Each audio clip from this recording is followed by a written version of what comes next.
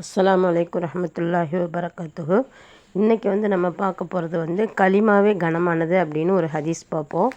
ஹஜரத் இப்னு Abbas ரலியல்லாஹு அன்ஹு அவங்க அறிவிக்கிறாங்க, என் உயிர் எவன் வசம் இருக்கிறதோ அவன் மீது ஆணையாக வானங்களும் பூமியும் அவற்றில் உள்ளவர்களும் அவற்றுக்கு இடையே உள்ளவர்களும் அவற்றுக்கு கீழே உள்ளவைகளும் தராசின் ஒரு தட்டில் வைக்கப்பட்டு லா இலாஹ இல்லல்லாஹ் அப்படிங்கிற அந்த கலிமாவை இன்னொரு தட்டில் வைக்கப்பட்டால் கலிமாவின் தட்டு கனத்தால் அனைத்தை விடவும் கனமாகிவிடும், கனமுடையதாகிவிடும் என்று ரசூலுல்லாஹி ஸல்லல்லாஹு அலைஹி வஸல்லம் அவர்கள் அருளினார்கள்.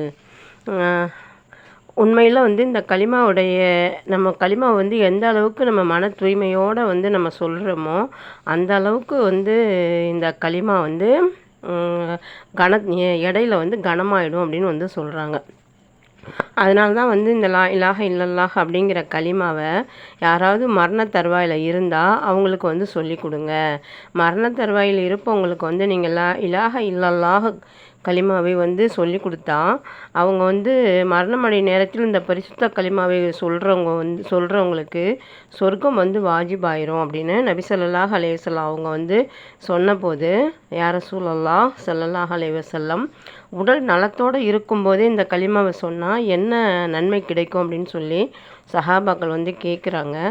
அப்படின்னா இன்னும் அதிகமாகவே அவங்களுக்கு சொர்க்கம் வாஜிபாயிரும் அப்படின்னு சொல்லி நபி ஸல்லல்லாஹு அலைஹி வஸல்லம் அவங்க சொல்கிறாங்க. நாமும் அதிகமாக இந்த கலிமாவை சொல்வோம். அஸ்ஸலாமு அலைக்கும்.